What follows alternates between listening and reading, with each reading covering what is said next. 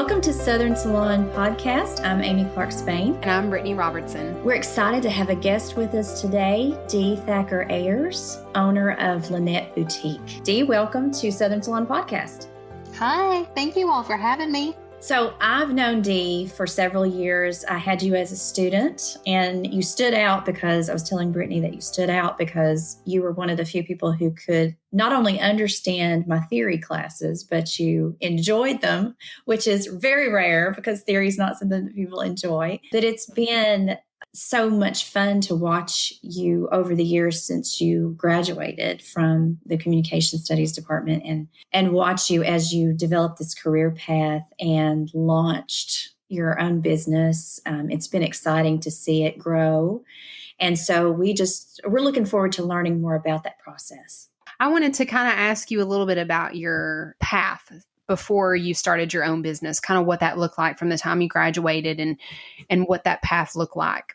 So I'll start by saying I now have an online boutique. So it's an online clothing boutique for women. But that all originally, I guess the bug or the love for that started when I was 18. So as soon as I graduated high school, I started working at a local boutique in town in Wise. And all through college, that's where I worked.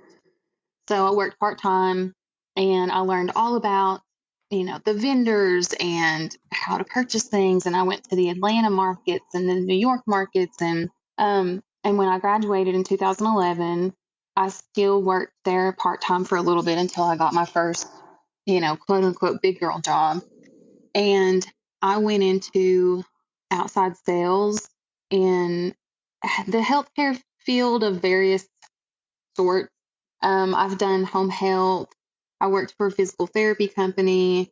I did some durable medical equipment, mostly home health, but I was always in outside sales of some sort with healthcare.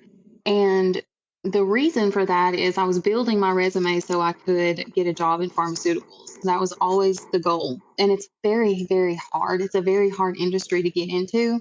I would apply and, if you don't have a pretty bulky resume, it's just really hard. Number one, to get an interview, but number two, to actually get hired. So I did that I graduated in 2011.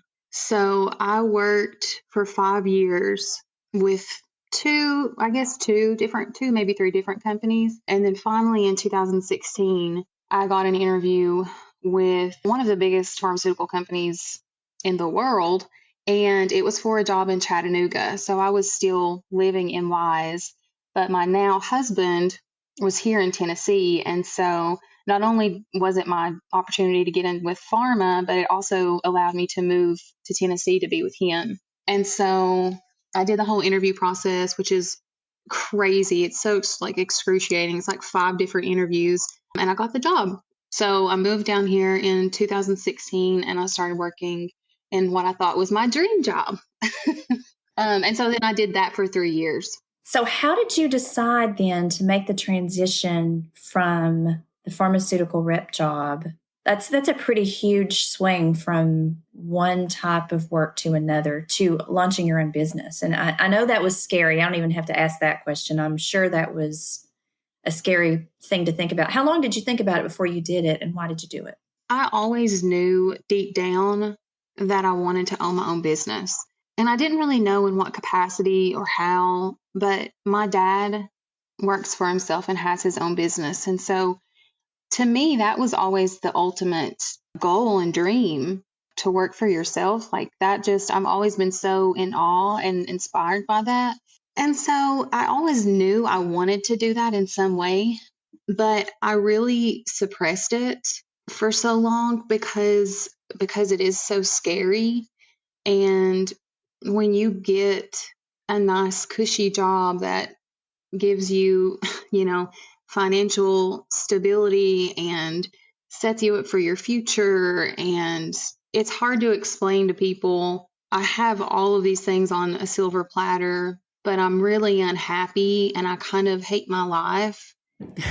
And I want to start a business, but I don't know what kind of business. And I don't even know, I don't even know where to start. But I always knew that when I was 24 years old and I got my first real, big girl job, I met with a financial planner. So at this time, I had no business like doing any kind of financial planning, but I did sit down with him and we talked about like, your 401k and your Roths and all that kind of stuff. And I vividly remember this guy asking me, what's your 10-year plan? Like, where do you see yourself in 10 years?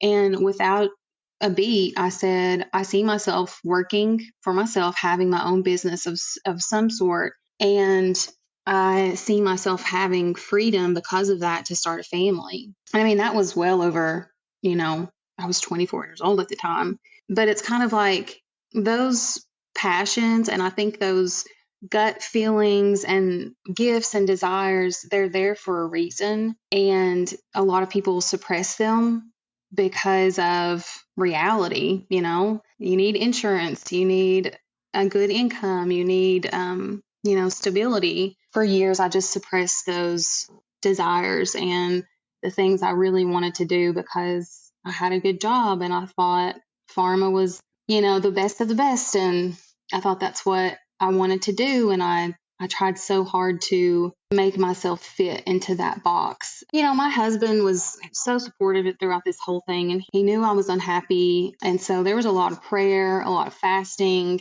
I mean, I would say from the moment I got the job, within 6 months, I knew it wasn't for me. And even though I was successful and I did a pretty good job, I just knew, you have those gut feelings.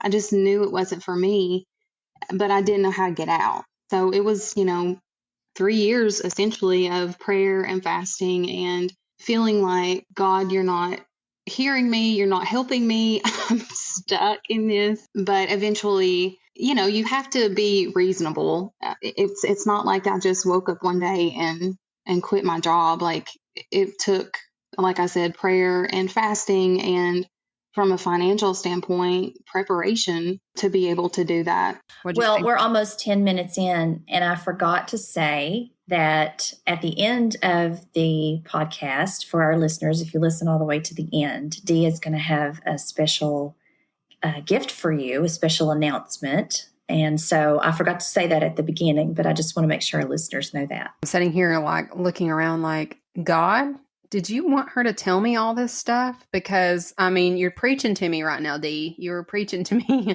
but you're also talking to two women who do have some entrepreneurial spirit as well. And I just loved a couple of things that you said, and you mentioned, prayer and fasting, and really just not jumping in blindfolded, but having a kind of a preparation process, and a process that you spent some time developing, because I think that that's important to understand, and to do things in the right way. There's a process, and there's a starting point on that. You mentioned like knowing how to start it and how to go. What was the process like there, as far as like saying, okay, I'm going to do this. I'm going to start my own business, my own boutique.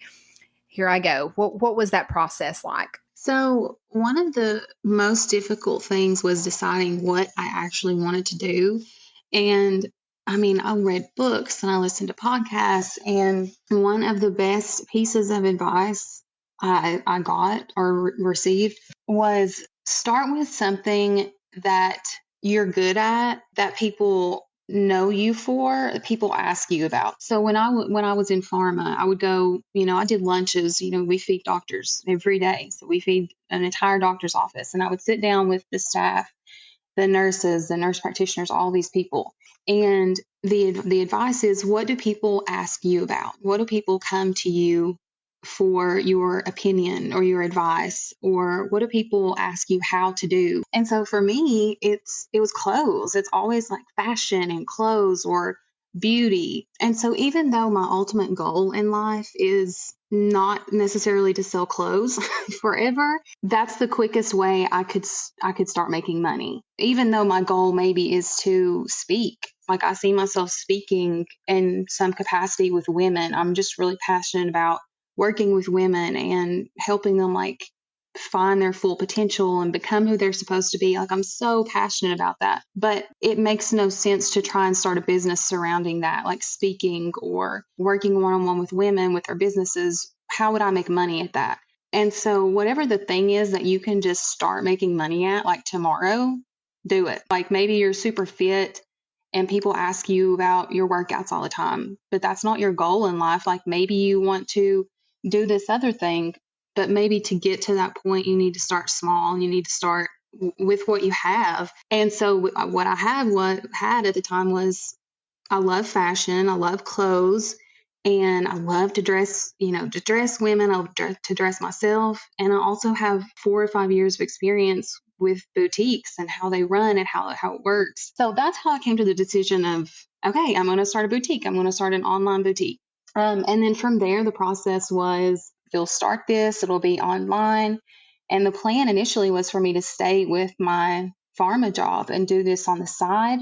God just placed people in my life at the right time and situations. The manager I had at the time, for whatever reason, I was very comfortable with opening up and, quite frankly, being honest about how much I hated my job.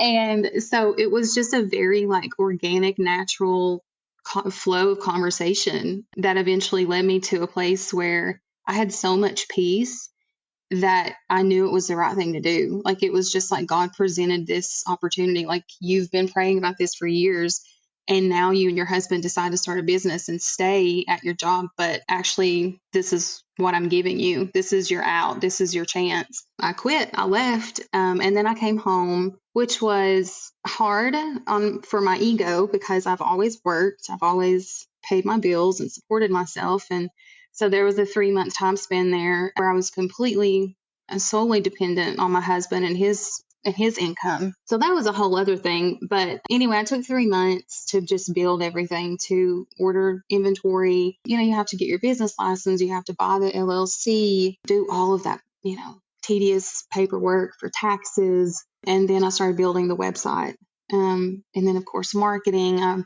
I worked with a lady here in Chattanooga who, she was really great. She is a marketing company. And so anyway, I just took 3 months and put my head down and did all the work. And then I launched November of 2019. I think that's a remarkable story. And I love that you talked about doing whatever it takes at the beginning, because it's, we look at people who inspire us and we think, oh, they must have just decided one day to do it, and then they did it and it just happened. But we know that life is messier than that, and things don't always work out that way. So it's really interesting to hear your journey and your perspective. And I want to circle back to faith in a minute, because we're all women of faith. And I know that it takes faith to get something like this started. And it's a leap of faith. Sometimes it's a step of faith. And I'm interested to know how faith factors into the everyday work of your business. But 2, what does a day look like for you? Like when you get up in the morning and you start thinking, because I know, Brittany and I have our side things that we're doing in addition to our teaching. But I know when I'm thinking about my Etsy shop, I get up in the morning and that's the first thing, like, what am I going to do today? And I have this list of things. What does a day look like for you? Every day is different depending on how many orders I have, how much new inventory I have to put into the system, or boxes to unbox. Every day is very different, but every day is also very planned. I live, breathe, die by my planner. So every night before I go to bed, I pretty much plan my entire day, hour by hour. So today, I was able to work out this morning. So I love freedom. When people ask me what inspires me and what motivates me more than anything else, it's not money, it's not the clothes, it's freedom. I love the freedom to plan my day and work as much as I want or as little as I want. And that inspires me more than anything, is freedom. But then again, just to touch on what I mentioned earlier, the freedom to eventually, have a family. I'm so inspired by my dad because he owns his own business, but I'm super inspired by my mom, who was a stay-at-home mom. So my goal is to, eventually one day be a combined version of my mom and my dad.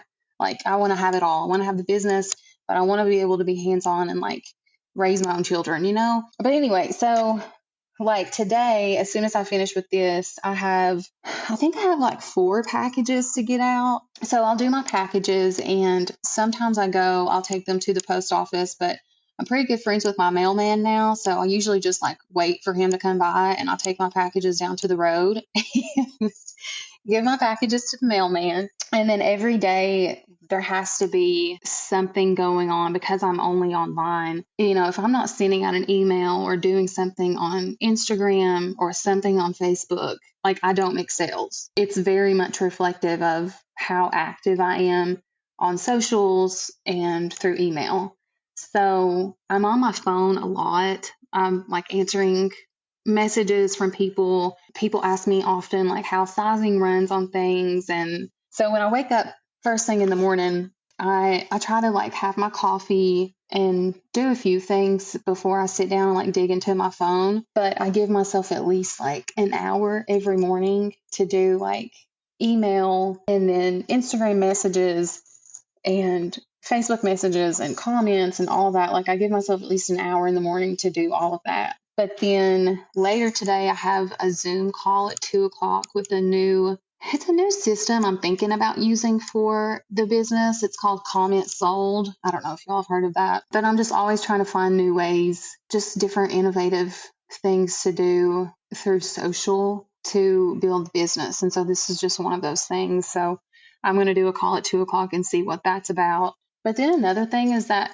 almost every day I'm trying to do research for, what's the latest trends on Instagram? What are the latest trends that, what do I need to be doing on Facebook? Like everything changes. It seems like every single day. And I mean, that's a full-time job in itself. I would love to be at a place one day where I could hire someone who could just do that stuff for me because it's overwhelming. But then later today, I have boxes of stuff. I have new inventory that I really need to get out, and I really need to get some stuff added to the website. But then I'm also cooking dinner for one of our really good friends. They just had a baby, so I'm making food for them later today.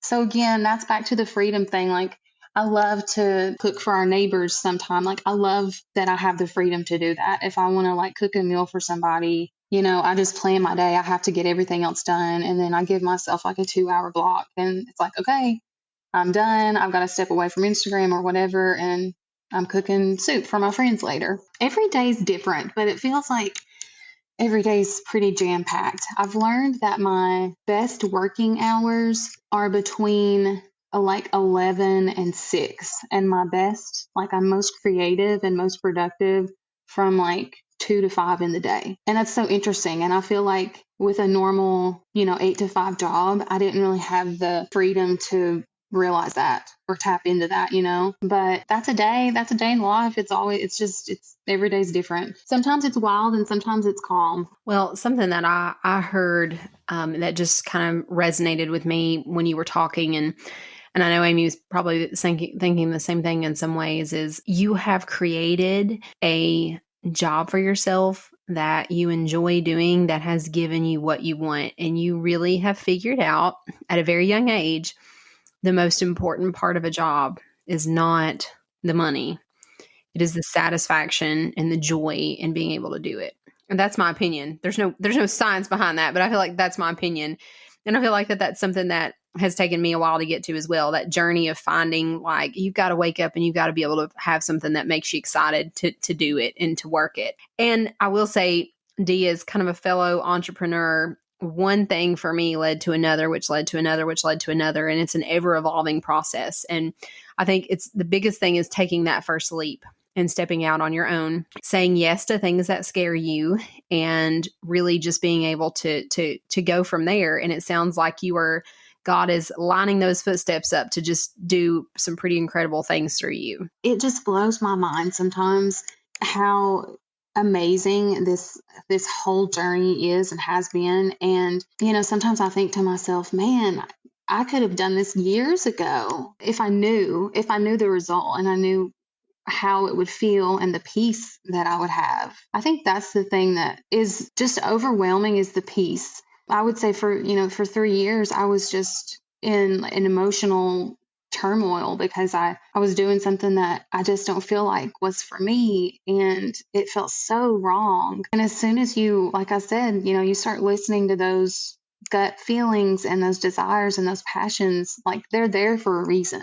It's not an accident. God gives us gifts, and it's just up to us to tap into them and trust Him and step into it. How did you come up with the name for your shop, Lynette Boutique? So Lynette is my middle name, but when I got married, I dropped my middle name because that's, Southern tradition. You drop your middle name, you keep your family name, and then you take your husband's name. I was Deandra Lynette Thacker. And then when I got married, I'm now Deandra Thacker Ayers. But I love my middle name, and I was so sad to give it up. And so that's another thing. Years ago, I couldn't have been more than 24, 25, but I always said, whatever my business is, like one day I'll have a business. And I, had no idea what it would be, but I said, I'm going to name it Lynette. Like that's how I'm going to hold on to my middle name, because I love my middle name. But it's also a way to it's just a nod at being true to, those little girl dreams and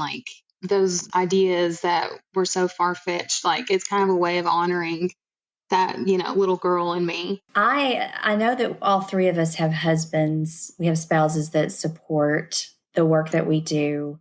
And I know that your husband, since you mentioned your husband, I know that he is a big support. Would you say your support system is essential to your business thriving?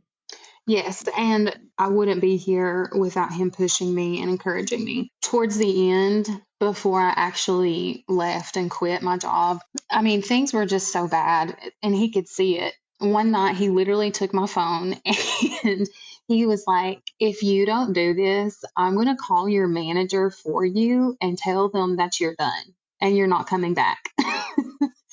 So, that's how bad things got with me. And that's how unhappy I was with everything. But yeah, he's been so supportive. He's the sweetest thing. He'll go if I do pop-up shops. We actually this was last year when the world was still open, but it's called Main 24 in Chattanooga. So it's downtown, and shops and restaurants, everything stays open 24 hours. There's a parade.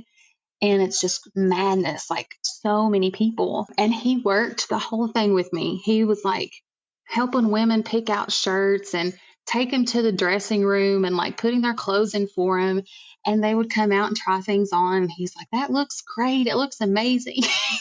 And he's such a guy and, a man's man. So it's just funny to see him, in that setting. I think anything I do or anything I said that I wanted to do, he would just support me no matter what. He also is very fundamental with taxes and all the things that are really hard for me. We always say in our relationship, I'm the creative, I'm the visionary. I come up with the big ideas and the plans for us and our life and, future business ideas and places we'll go and homes we can buy and all these things. I'm the visionary, and he is the one who makes things happen. He's really good at taking an idea, taking a plan, and being very strategic about making it happen. So he keeps me on my toes. And I always say he keeps me from going to jail because he makes sure my taxes are paid.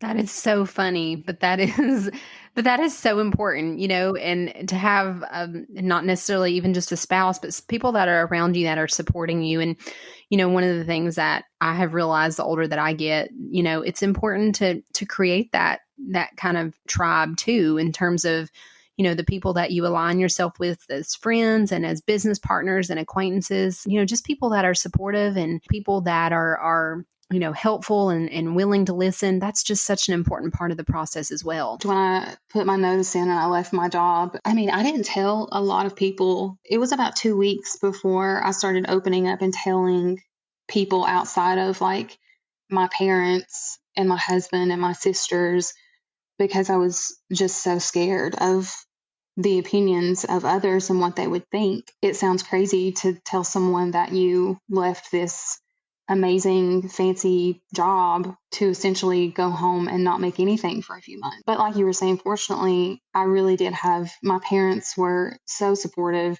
I was terrified to tell my dad, and he really surprised me and was just very supportive, and our friends. So I really didn't get any of the, I guess, backlash that I thought I was going to get. I think we make things worse in our head than what they actually are. Well, that makes sense. That makes sense because we come from a culture where there's high unemployment. When you get a job, for people who are listening who are not from where we're from in the Central Appalachian coal fields, if you get a job, a good job, right, a good paying job with benefits, you don't leave that job, because we grow up understanding in a place where jobs are not plentiful, how important that is. So I totally understand why you would have been reticent about sharing that with anybody. I totally get it. I just wanted to say I know we're kind of wrapping things up, how awesome this was, Dee. You are just such an inspiration for really everybody that's ever thought about pursuing their own dreams. And I mean, I'm sitting here taking notes. This is good stuff. And we have thoroughly enjoyed having you on. As we're wrapping up, what advice would you give, sort of in a nutshell? What would you tell somebody beyond what you've already said about what you've done? If somebody wants to follow your path, what would you tell them? I mean, I'm a believer, and so it's nearly impossible for me to give advice and not include my faith in that somehow. I just think that we all have these like core desires and passions. And sometimes I think they've been there since we were children. And those things are there for a reason. I think God put them there. If you are a believer and you are able to acknowledge that those desires and those passions are a gift from God, and you ask Him how to use them and believe and have faith and step into wherever it is He's taken you, and you have to do scary things. I don't think that good things rarely come from easy situations, and the best things generally come from the hard stuff and the hard times. Just tap into that. I mean, that's why we're here on this earth, I think, is we're each individual and we each have these God-given gifts that He wants to use. I always say anything good I've ever done or do, or, the success I have and this life that I live, like anything good I do or have done or will ever do, it's because of the Lord. It's not me. If it were left up to me, I would, I don't know where I would be. I may be in a ditch somewhere, but every step of the way, I try to acknowledge that. And that has given me so much peace and taken me farther in life and given me a life that, I don't know that I even dreamt of. And I truly believe that it's because of my faith and the fact that I acknowledge that it's God every step of the way. It's not me, it's Him. So that's my advice. It's, like I said, it's really hard for me to give advice to anyone outside of my faith and outside of being a believer. Dee, thank you so much for joining us. I'm just so inspired by hearing your story. And we want to tell our listeners where they can go to find your boutique, and then let you make your announcement about a little gift that you're sending along to listeners. Okay, so you can go to LynetteBoutique.com. So that's LYNETTE. Well, for your listeners only, for Southern Salon listeners, I have a discount code. So you get 25% off anything. All you have to do is put in this discount code at checkout, and it is Southern Salon. So all caps, no spaces, just Southern Salon. And that'll give you 25% off. Thank you so much. And you're on Facebook and on Instagram. I guess you're everywhere. Yeah. Instagram, you can look up Shop Lynette Boutique. Okay. And we'll share all this on our social for our listeners who want to follow up. You have some I've ordered from your store. You have some beautiful, beautiful things, beautiful clothes, beautiful jewelry. And it's always fun to browse and to watch you do your try on Tuesdays. So I really encourage our listeners to go look at your shop, because there's some really cool things, especially for Valentine's Day.